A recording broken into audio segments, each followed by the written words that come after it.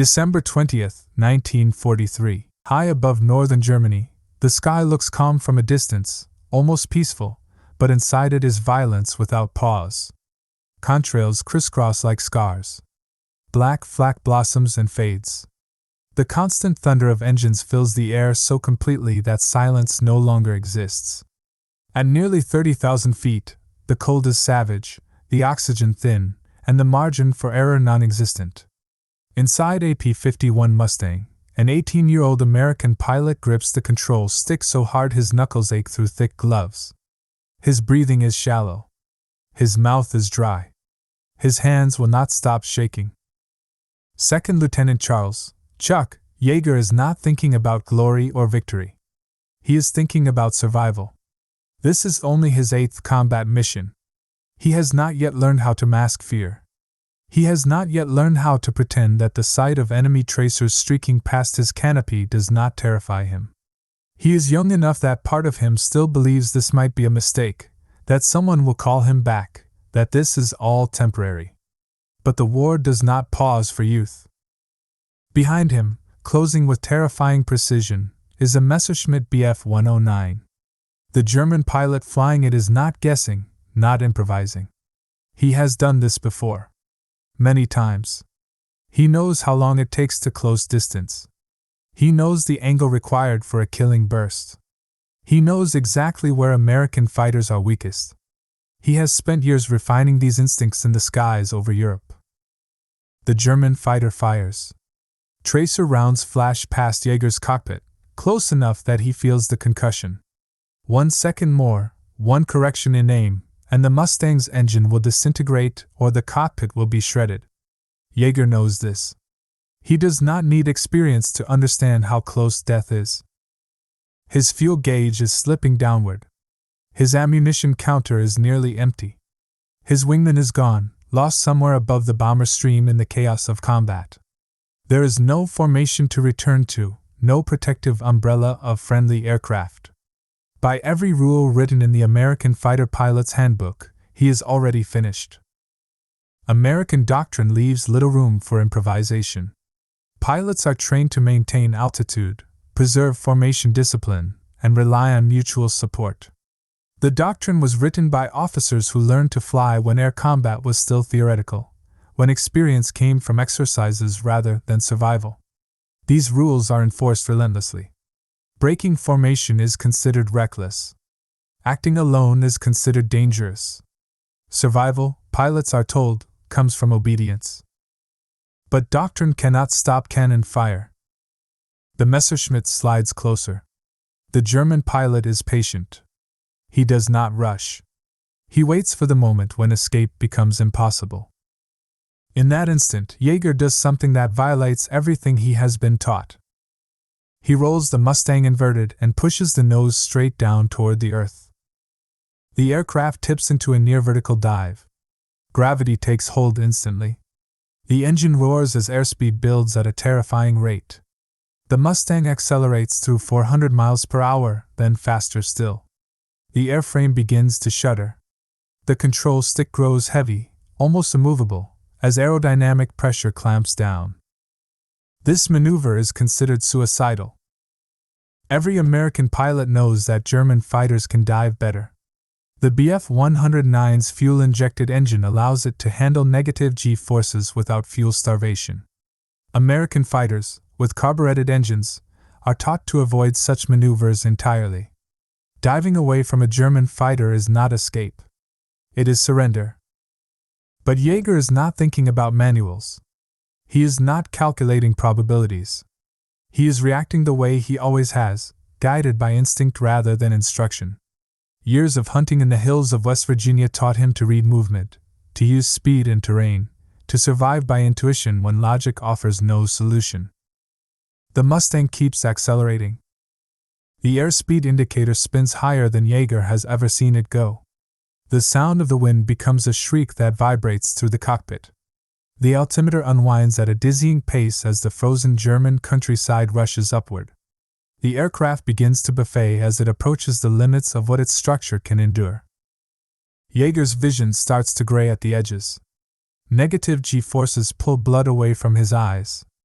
His body feels weightless, then violently heavy as the aircraft compresses air faster than it was ever meant to. Behind him, the German pilot follows. He expects the Mustang to falter.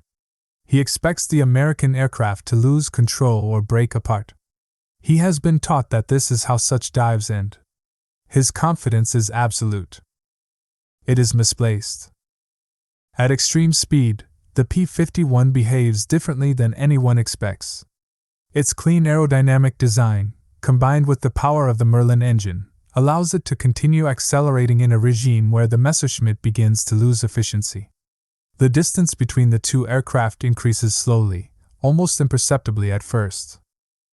The German pilot fires again. The rounds fall short. At just over 1,000 feet above the ground, Yeager hauls back on the control stick with both hands. The G-forces slam him into the seat. His chest feels crushed. His vision narrows into a tunnel. For a fraction of a second, consciousness teeters on the edge. The Mustang's wings flex upward, stressed nearly to their breaking point. The aircraft levels out at blistering speed. Yeager looks back. The Messerschmitt is still there, but now it is slow. The German pilot has lost energy during the pullout. His aircraft is struggling to regain speed and altitude. The roles have reversed. The hunter has become vulnerable. Yeager does not hesitate. He reverses his turn, climbs slightly, and slips in behind the Bf 109. The distance closes rapidly. At a few hundred yards, Yeager squeezes the trigger. The Mustang's .50 caliber machine guns hammer the air. Tracer rounds rip into the German fighter's fuselage and wing roots. Smoke pours from the engine.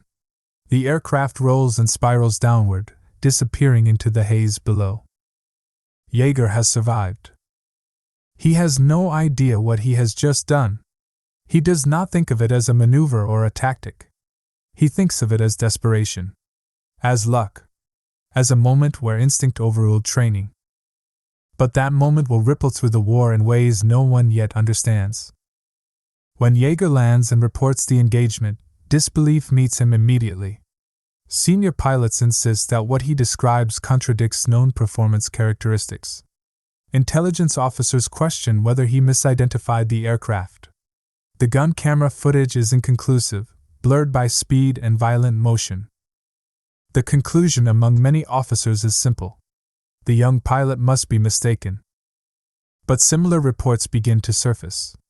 Other pilots describe dives that should not work, escapes that should be impossible, reversals that defy the handbook. Patterns begin to emerge, though few are willing to acknowledge them. To understand why this resistance exists, one must understand the state of American air power in late 1943. By that winter, the United States Army Air Forces is locked in a brutal contest for control of the skies over Europe. The daylight bombing campaign is the centerpiece of Allied strategy.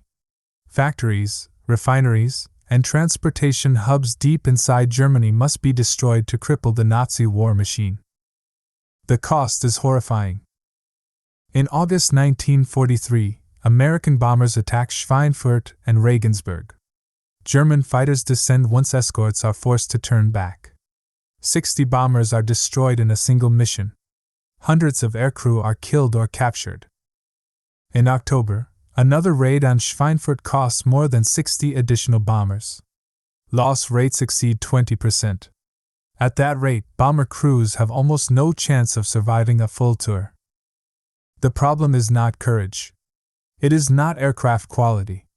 It is range. Early American escort fighters simply cannot go far enough. The P-47 Thunderbolt and P-38 Lightning escort bombers to the edge of German airspace and then turn back. Once they leave, the Luftwaffe attacks at will. German pilots exploit this ruthlessly. They strike from above, fire a pass, climb away, regroup, and attack again. They conserve energy and dictate the fight. Bomber formations bleed until they break. The obvious solution is a long-range escort fighter. The P-51 Mustang provides exactly that. With external fuel tanks and its efficient engine, it can escort bombers to Berlin and back. On paper, It is the answer to everything. But aircraft alone do not win wars. American fighter doctrine is deeply flawed. Written by officers whose experience predates modern air combat, it emphasizes rigid formations and centralized control. Individual initiative is discouraged. Pilots are taught to think as parts of a system rather than as adaptive fighters. German doctrine is the opposite. The Luftwaffe, hardened by years of war, emphasizes flexibility, energy management, and independent action. Pilots are encouraged to disengage when necessary and attack from unexpected directions. Loose formations provide better visibility and faster reaction. The results are devastating. By late 1943, experienced German pilots achieve kill ratios far exceeding those of their American counterparts. American pilots fly capable aircraft but are constrained by doctrine that prevents them from exploiting their strengths. Commanders see the losses but misdiagnose the cause. They believe the problem is insufficient training or discipline. The solution, they think, is stricter adherence to the manual. That belief is about to be shattered. Charles Yeager does not fit the image of an innovator. He grows up in rural West Virginia during the Great Depression. His family struggles.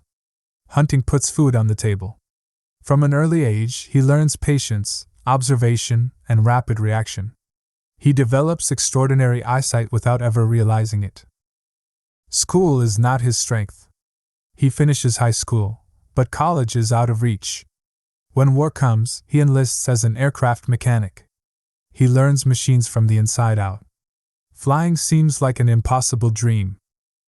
By 1942, the war creates opportunities desperation never would. Pilot losses are catastrophic. The Army Air Forces opens training to enlisted men. Yeager volunteers. Many instructors doubt him. His academic scores are unimpressive. He lacks polish. But once in the cockpit, he displays an instinctive understanding of flight. He senses aircraft behavior rather than calculating it. He sees threats before others do. He earns his wings. By late 1943, Yeager is flying Mustangs in England. At 18, he is among the youngest pilots in his unit. Many of his peers come from privileged backgrounds and have logged more flight hours. Yeager is quiet, focused, and underestimated. The dive over Bremen changes that. Though skepticism greets his report, similar stories accumulate. Other pilots survive encounters that should have killed them. Experienced commanders begin to pay attention. Test dives are ordered. The results are undeniable. At extreme speeds, the P-51's aerodynamics and engine performance allow it to retain and regain energy in ways German fighters cannot always match. Diving away from an enemy can, under the right conditions, become an offensive maneuver rather than an escape. This realization threatens everything the American fighter community believes. Resistance is fierce. Senior officers argue that abandoning formation discipline will lead to chaos. Careers are built on existing doctrine. Admitting it is wrong means admitting responsibility for thousands of deaths. But the evidence grows. Gradually, doctrine shifts. Pilots are encouraged to use speed aggressively. Individual initiative is rewarded. Energy fighting becomes central to American tactics. The change is dramatic. By early 1944, American fighter kill ratios improve sharply. German pilots accustomed to predictable formations now face attacks from below and behind at terrifying speed. Interceptors are destroyed before reaching the bombers. During massive operations like Big Week, Mustangs range far ahead of bomber streams, hunting Luftwaffe fighters rather than passively escorting. German losses mount. Experienced pilots are killed faster than they can be replaced. Bomber loss rates plummet. By the time Allied forces prepare to land in Normandy, air superiority is already decided. Yeager continues to fly combat missions. He is shot down once and evades capture with the help of resistance fighters, eventually returning to duty. He finishes the war with multiple confirmed victories and dozens of missions flown. After the war, he becomes a test pilot. The lessons he learned in combat, energy management, high-speed control, instinctive decision-making prove invaluable. In October 1947, he breaks the sound barrier, becoming the first human to fly faster than sound. History remembers that achievement. What it often forgets is that before the sonic boom, before the legend, there was an 18-year-old alone over Germany, terrified, outmatched, and about to die. And in choosing instinct over obedience, he helped change the way air combat is fought forever. Innovation does not always come from experts or planning committees. Sometimes it comes from desperation. Sometimes it comes from people who do not know what is supposed to be impossible. Sometimes, not knowing the rules is exactly what allows them to be broken.